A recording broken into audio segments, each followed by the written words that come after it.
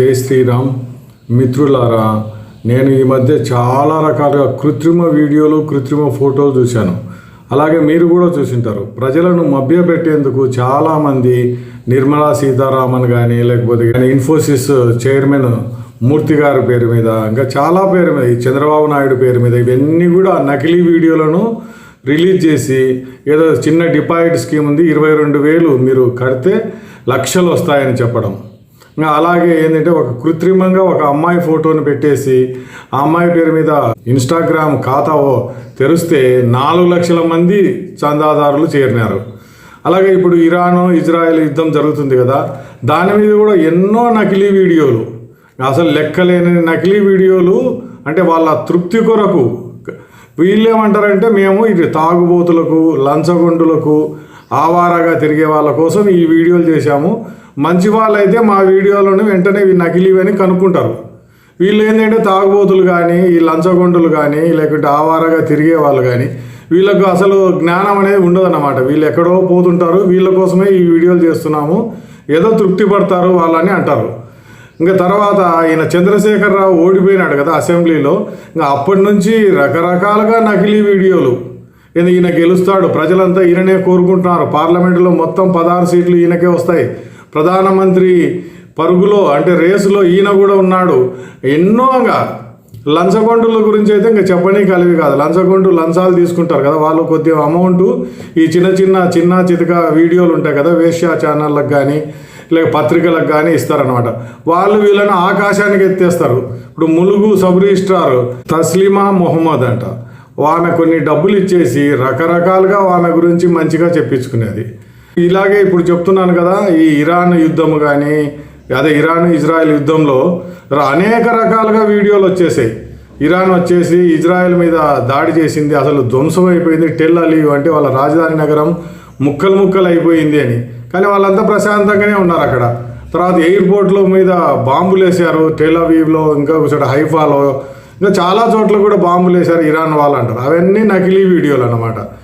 ఇంకా ఇక్కడ చంద్రశేఖరరావుకు 16 సీట్లు వస్తాయని చెప్పాను కదా, అసలు ఆయనకి ఎన్ని సీట్లు వచ్చాయి? 0 సీట్లు వచ్చాయి అన్నమాట. కానీ ఏంటంటే వీళ్ళు ఇంకా చంద్రశేఖరరావు మళ్ళీ ముఖ్యమంత్రి అవుతాడు, ప్రజలంతా కోరుకుంటున్నారు అంటారు. అసలు ఇప్పుడు జరుగుతున్న పరిస్థితి ఏంటి?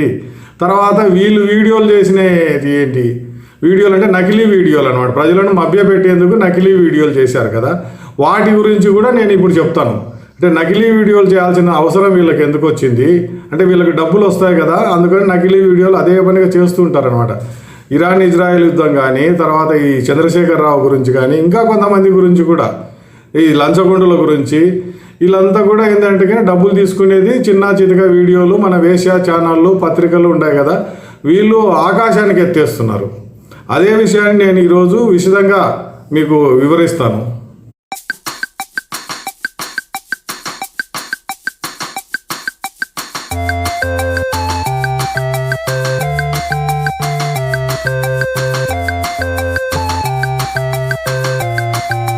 ఇక్కడ తెలంగాణ రాష్ట్రం వస్తే చాలా మంచి జరుగుతుందని ప్రజలను ఉసిగొల్పారు.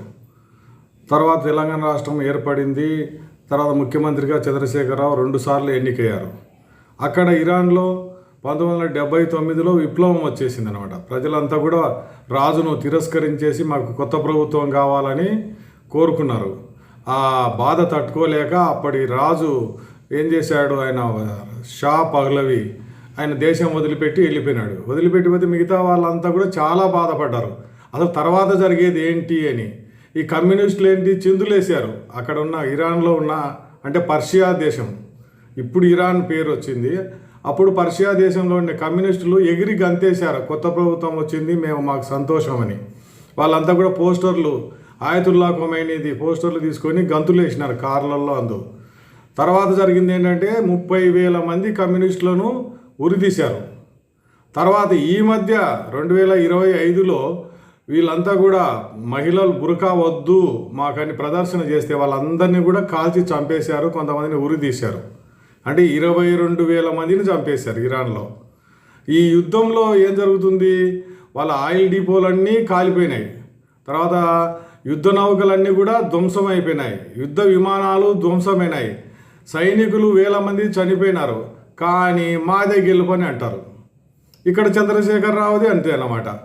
ఏంటి ఈయన చేసే పని ఇక్కడ మన దేశంలో అంటే ఆయన ఉన్న రాష్ట్రంలో రైతులకు కానీ ఎవరికైనా సహాయం చేయకుండా ఎక్కడో పంజాబ్లో ఉన్న రైతులకు పోయి చెక్కులు ఇచ్చేసినాడు. అక్కడేదో చనిపోయినారు అని ఎవరో నకిలీ వార్త చెప్తే. అంటే ఈయనకు వేరే రాష్ట్రం మీద ఉన్న అభిమానము తన రాష్ట్రం సొంత రాష్ట్రం మీద లేదనమాట. సేమ్ ఇదే అనమాట. ఇరాన్ కూడా అంతే అనమాట.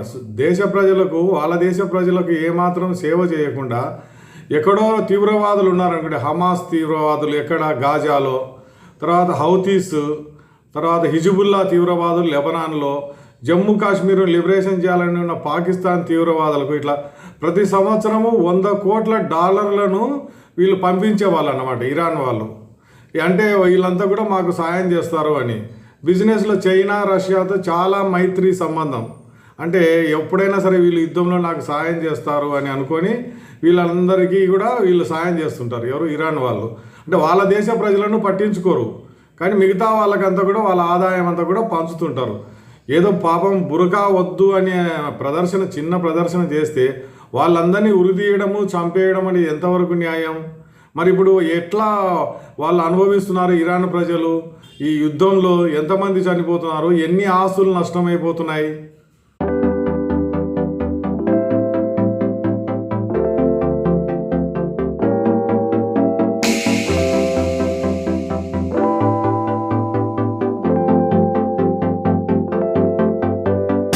(1979కి పూర్వము ఇరాన్లో ప్రజలు సుఖశాంతులతో ఉండేవాళ్ళు. ఏ విధమైన అలజడి లేదు. 1979లో వాళ్ళు తిరుగుబాటు చేశారు ప్రజలు. అప్పుడు రాజు వెళ్ళిపోయినాడు. వెళ్ళిపోయిన తర్వాత ఆయతుల్లా ఖొమేనీ అని ఈయన అప్పుడు రాజు అయిపోయాడు, అంటే సుప్రీం లీడర్ అయిపోయినాడు. తర్వాత 1989లో ఆయన కొడుకు ఖమేనీ అని ఆయన కూడా లీడర్ అయిపోయినాడు. వీళ్ళంతా ఏంటంటే ఒకప్పుడు మంచిగా ఉన్న దేశాన్ని ఎలా నాశనం చేయాలనో వీళ్ళకి తెలుసు. వెంటనే ఇరాక్ మీద యుద్ధం ప్రకటించారు. ఇరాక్తో యుద్ధం చాలా సంవత్సరాలు నడిచింది. తర్వాత ప్రజలందరినీ ఏ విధంగా పీడించారనేది చాలా విషిదంగా ఉంటుంది అన్నమాట. ఎంతమందినో ఉరి తీయడము, అసలు బురకాలు ధరించని వాళ్ళనంతా చంపేసేయడము, కళ్ళు కనపడకూడదు, జుట్టు కనపడకూడదు, ఇట్లా ఆ డబ్బులన్నీ ఏంటి, పెట్రోల్ ద్వారా వచ్చిన డబ్బులన్నీ కూడా తీవ్రవాదులకు ఇచ్చేయడం. సేమ్ అలాగే అన్నమాట. ఇక్కడ ఏం జరిగింది అంటే అక్కడ అహంకారంతో వాళ్ళు అట్లా మా దగ్గర డబ్బులు ఉన్నాయి కదా అని చేస్తే ఆఖరికి ఏమైంది, ద్రవ్యోల్బణం విపరీతంగా పెరిగిపోయి ఎందుకు పనికి రాకుండా అయిపోయింది. ఇరాన్ రియల్స్, ఇరాన్ కరెన్సీ విలువ డాలర్తో పోలిస్తే విపరీతంగా తగ్గిపోయింది. నిరుద్యోగం బాగా పెరిగిపోయింది. అందుకని అక్కడ మళ్ళీ ఇప్పుడు 2025లో విప్లవం వచ్చేసింది. చాలామంది ప్రదర్శన చేస్తుంటే ఆ ప్రదర్శనకారులందరినీ కూడా చంపేసేయడం. ఇక్కడ తెలంగాణలో 2014 ముందు ఏ విధంగా ఉండేది, తక్కువ జిల్లాలు ఉండేది, తక్కువ ఖర్చు ఉండేది. ఇక్కడ తెలంగాణ ఏర్పడిన తర్వాత వెంటనే 32 జిల్లాలు, 33 జిల్లాలు ఇట్లా పెంచుకుంటూ పోయినారు. పెంచుకుంటూ పోతే వాటి ఖర్చు అంతా ఎవరు భరించాలి? ప్రజలే భరించాలి అనమాట. దానికోసం ఏంటి, విపరీతంగా తాగుడు ప్రజలకు అలవాటు చేయాలి. ఎక్కడ చూసినా కూడా మద్యం దుకాణాలు. ఎంత అహంకారం అంటే ప్రధానమంత్రి వచ్చినా నేను వెళ్ళను, గవర్నర్తో పోట్లాడతాను, ఏ పార్టీతో మంచిగా ఉండను. అంటే రెండుకి చెడిన రేవంట. అంటే కాంగ్రెస్లో పోలేరు వీళ్ళు, బీఆర్ఎస్ పార్టీ వాళ్ళు, ఇట్లా బీజేపీతోనూ పోలేరు అనమాట. రెండుకి చెడిన రేవుడు. అక్కడ ఆంధ్రప్రదేశ్లో అక్కడ అంతేనమాట. జగన్మోహన్ రెడ్డి ఏంటి, అటు బీజేపీతో పోలేడు, అటు కాంగ్రెస్తో పోలేడు. ఎందుకంటే అందరితో పోట్లాడుకుంటూ వస్తే పరిస్థితి ఈ విధంగా వచ్చింది. చంద్రశేఖరరావు అహంకారం ఎంత దూరం పోయిందంటే ఆయన కామారెడ్డిలో ఓడిపోయేంత వరకు, తర్వాత కూతురుని అరెస్ట్ చేశారు సారా కుంభకోణంలో. తర్వాత ఒక్క సీటు కూడా రాలేదు, పార్లమెంటు సీట్లు 0 వచ్చింది. తర్వాత ఎన్నో ఆయనకు నష్టాలు జరిగిపోయినాయి. 10 మంది ఎమ్మెల్యేలు గెలిచిన తర్వాత కూడా వాళ్ళు వేరే ఇతర పార్టీలో చేరిపోయినారు, ఎమ్మెల్సీలు చేరిపోయినారు. ముఖ్యంగా ఏంటంటే హైదరాబాద్ మేయరు వేరే పార్టీలోకి చేరిపోయి బీఆర్ఎస్ పార్టీ కౌన్సిలర్లనే 40 మందిని సస్పెండ్ చేయడం. పెట్రోలియం డబ్బులు ఉన్నా కూడా ఇరాన్లో ఎందుకు నిరుద్యోగం పెరిగిపోయింది, తర్వాత వాళ్ళ కరెన్సీకి విలువ లేకుండా పోయింది. అలాగే ఇక్కడ తెలంగాణలో మాది ధనిక రాష్ట్రం అన్నారు కదా, ఎందుకు విపరీతంగా అప్పులు అయిపోయినాయి, చేసిన ప్రాజెక్టులన్నీ కూడా ఎందుకు పనికి రాకుండా పోయాయి, ప్రజలకు ఉపయోగమైన పనులు ఏ ఒక్కటి చేయకుండా, తర్వాత ప్రజలకు అన్యాయం చేసే పనులు ఏంటంటే పదవి విరమణ వయసును, అంటే ప్రభుత్వ ఉద్యోగుల పదవి విరమణ వయసును ఇక్కడ తెలంగాణలో 61 వరకు పెంచడము, అక్కడేమో 62 వరకు పెంచడం అనమాట. వీళ్ళు ప్రజలకు ఎంతో అన్యాయం చేశారు. మళ్ళీ తర్వాత ఏమైనారు, కనుమరుగైపోవాల్సిందే. వీళ్ళు నాయకులంతా కూడా పేరుకు నాయకులు, తర్వాత కనుమరుగు కావాల్సిందే.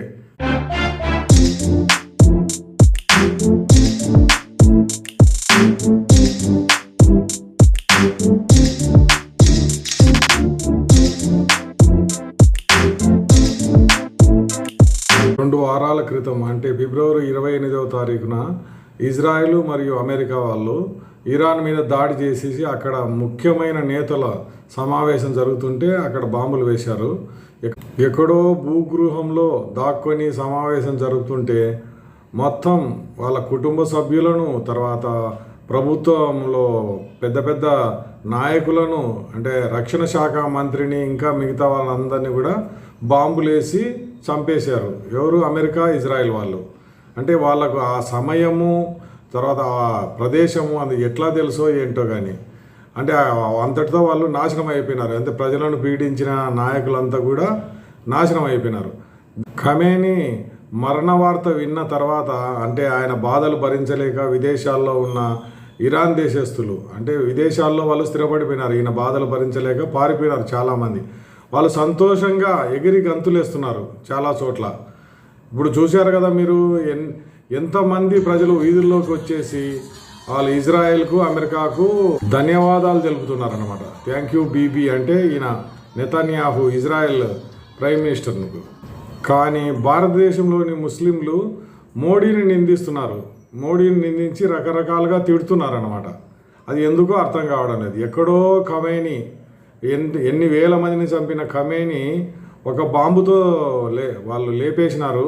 దానికి సంతోషపడాల్సింది పోనిచ్చి ఇక్కడ ఉండే వాళ్ళు గుండెలు బాదుకుంటున్నారు, ఇతరులను నిందిస్తున్నారు. అప్పుడు పోలీసులు రంగంలోకి దిగారన్నమాట. వీళ్ళు ఎవరైతే నిందిస్తున్నారో లేకపోతే ఎవరైతే తిడుతున్నారో వాళ్ళ మీద అంతా కూడా చర్యలు తీసుకున్నారు. అప్పుడు కానీ వీళ్ళకి బుద్ధి రాలేదు. ఇంకా కొంతమంది ఎవరన్నా ఉంటారనుకోండి తిడుతూ వాళ్ళకు కూడా బుద్ధి వచ్చేటట్టు పోలీసులు చేస్తారు. ఇక మళ్ళీ తర్వాత తెలంగాణలో ఈయన ముఖ్యమంత్రిగా ఓడిపోయినాడు చంద్రశేఖరరావు. ఒకచోట ఎమ్మెల్యేగా ఓడిపోయినాడు, ఇంకొక చోట గెలిచాడు. తర్వాత పార్టీ అస్తవ్యస్తం అయిపోయింది. ఎమ్మెల్యేలు అంతా కూడా గెలిచిన వాళ్ళంతా వేరే పార్టీలోకి వెళ్ళిపోయినారు, ఎమ్మెల్సీలు వెళ్ళిపోయినారు. కార్పొరేషన్, మున్సిపాలిటీ ఎన్నికలలో కూడా ఇక్కడ బీఆర్ఎస్ పార్టీ సెకండ్ పొజిషన్లోనే ఉంది. అంతకుముందు పార్లమెంటు ఎన్నికలలో ఏమైంది, 14 చోట్ల 3వ స్థానం దక్కింది ఎవరికి? బీఆర్ఎస్ పార్టీకి. అంటే పతనము ప్రారంభమైంది అన్నమాట. అహంకారము, డిక్టేటర్గా అన్నమాట, నియంతృత్వ ధోరణి, ఎవరి మాట వినకపోవడము, ఎవరంటే వాళ్ళని తిట్టుకుంటూ పోవడం, ఇవన్నీ చేస్తే ఆఖరికి ఏమైందంటే నిజ జీవితంలో ఓడిపోతారు. కానీ కొంతమందికి డబ్బులు ఇచ్చేసి సోషల్ మీడియాలో మాత్రం వీళ్ళు మేమే గెలిచాము, ఇరాన్ వాళ్ళు ఏమంటారు మేమే గెలుస్తున్నాము, మేమే గెలిచాము అని ఇక్కడ సోషల్ మీడియాలో విపరీతంగా ప్రచారం. ఇక్కడ బీఆర్ఎస్ పార్టీ కూడా అంతే, విపరీతంగా ప్రచారం చేసుకుంటున్నారు, మేమే గెలుస్తాము, నెక్స్ట్ మేమే వచ్చేస్తున్నామని.